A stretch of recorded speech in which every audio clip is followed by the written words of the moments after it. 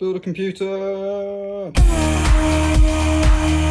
This ain't gonna be no Linus Tech Tips style guide thing. We're doing this the quick and easy way. Step 1. Get a nice clean workspace for you to begin working on. Now it is time to assemble your parts and tools. There is more than that. You need screwdriver, Phillips head, slightly smaller screwdriver, Phillips head, slightly smaller screwdriver, Phillips head, screws. If you're like me and already have a computer that you are upgrading, make sure to first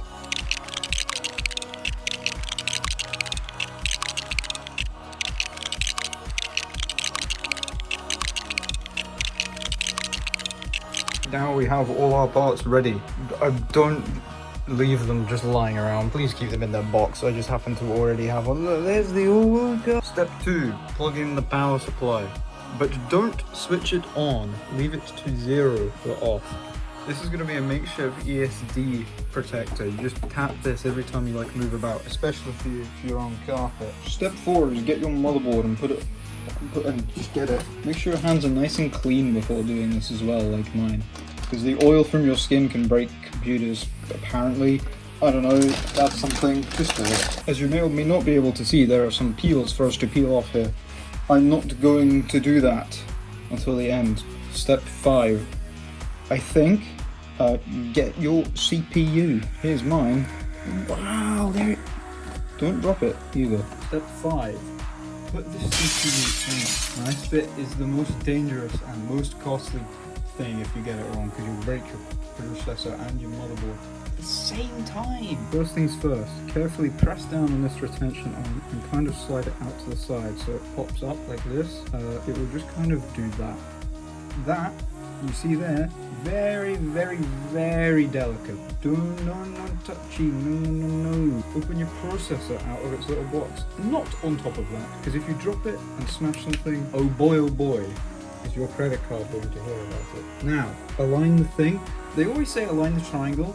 I've never seen it ever, so just put it in the right way. You want to slowly lower the CPU over and gently let it go. That's it, CPU's in. Now we've got our CPU in. This is where it gets cool. Very slowly press this down and wait for it. Any second now, it's gonna go absolutely whim bam billy bim bam bom. He said, bing bong. There it is. It's popped right off. That made a crunchy noise that sounded very bad. Don't worry, it's a good crunchy noise.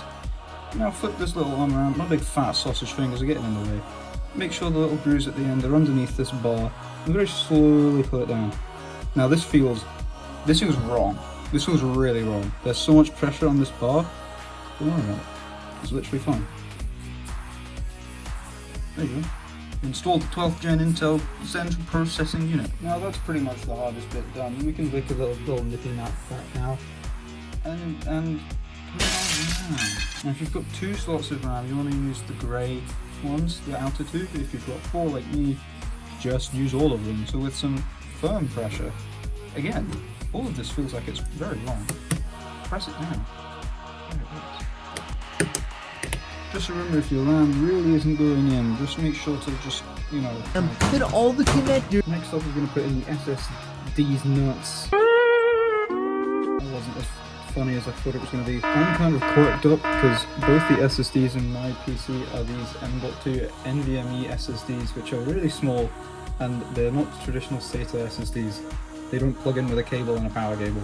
They slide in. Nice. So let's do that right now. These are weird. These go in at an angle, like that. That is them normally plugged in. And then you just set them down. I think you slide this weird thing over them. Oh, you do. That's new. That wasn't invented when I last made a computer. SSD cooling it down.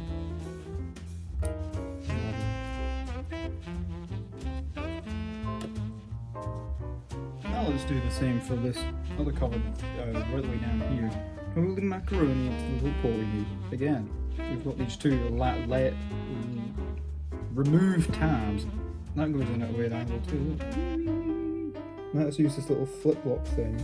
You like flip it to the back and then you flip it around and it just holds down. Time to layered remove. Well known saying.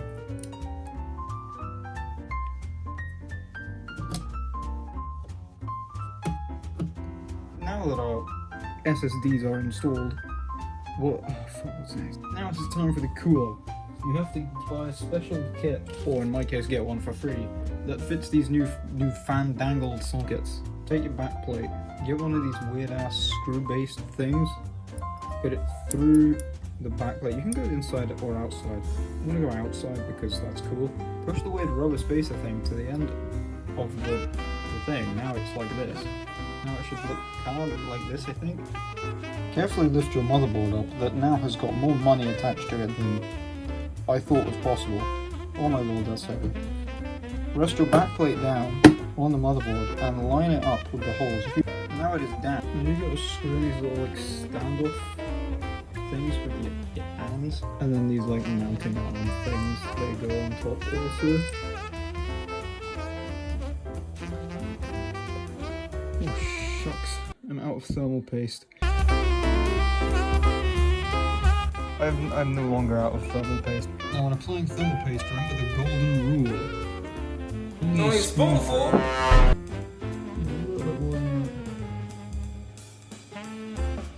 There we go, that'll be plenty. That is probably even too much. But hey, it'll get the job done. Now you want to get your cooler, get it ready like this, and place the bar in the middle like that. Now we're going to lower that on that. You ready for that? With an almighty amount of care and precision, carefully lower your cooler down onto your processor, trying to get it in the perfect spot first time. That was about as perfect as it could have possibly been. That's the second one. Now we want to alternately tighten one side, then the other side to ensure an even spread of contact. To test that your cooler is on, give it a little wobble and it should be fairly sturdy. When it is on properly, you are completely able to pick up your entire motherboard by the CPU cooler, and that's actually how I recommend picking it up. Now it is time for the CPU fan. Because I have so much RAM, my fan cannot fit on the front, so I'm going to take the plunge and put it on the back. I know there are hardcore PC people right now who are wishing me the worst, but like it really doesn't matter.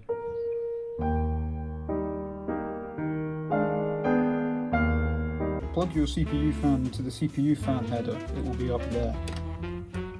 Then just attach it. I mean, it's different for everyone, probably not going to be like mine. Now that your CPU fan is on, you pretty much have a computer that you can plug in and test run. Let's do that. Now, because I already have an existing computer that's completely cable managed, minus that, I'm not going to do what I'm just about to say. What I would recommend is having your power supply there, plugging in the cables you need, test running it like this. So if anything's broken, you can, or anything's not working, you can just quickly switch it out. But I'm going to put my board in my case and plug it all in, just because the thought of having to cable manage that all again is not a happy thought. A word of advice though, run this 4-pin CPU cable behind your motherboard before you get started putting it into the case. Just thank me later. If you are like me and detest front panel connectors, just take them out of... Can never have too much tape. Just ask Tape Man. He'll Number 12. Now that your motherboard is in, make sure to plug in the 24-pin ATX power to your motherboard and the cheeky little 8-pin one at the back. Also, before you do that, probably you should screw your motherboard into your case so it doesn't go wham. This cable sucks so hard. For the sake of integrity, I am going to do a test power line. So I've plugged in power, plugged in CPU power, but my processor needs a graphics card to make an output, so let's get it in. Line it up, get the pins to match. Press it down firmly. There we go. Plug in the little 8-pin power thing in the end. Crikey. That's tight. Now we can do our little test power on. Turn it on at the back. Your board now has power. Well, it lights up. That's a good sign. Now we don't actually have an on button connected yet, so the way you can turn it on is by shorting 2 pins down there. Not entirely sure which ones, but it's one of those ones. I think it's these two. It was in fact those two.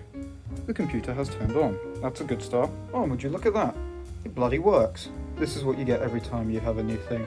We've got all our memory there, we've got our processor there, we've got our 2 drives have come up, This basically is the ideal screen. This tells us that everything is working.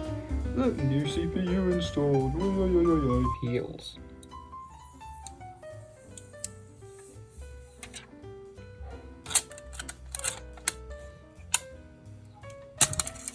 Zero out of 10 peeled.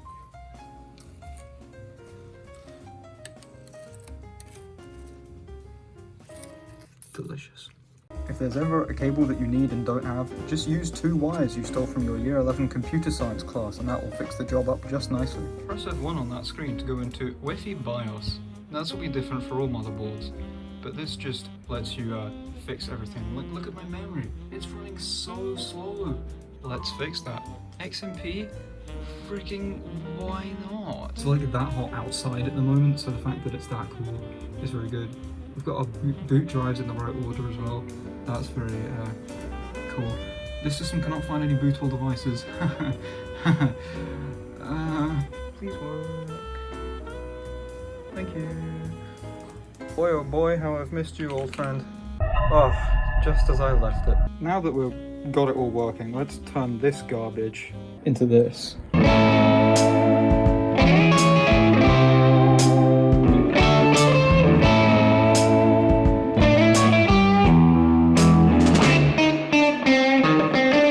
Now it's time to put the setup back together.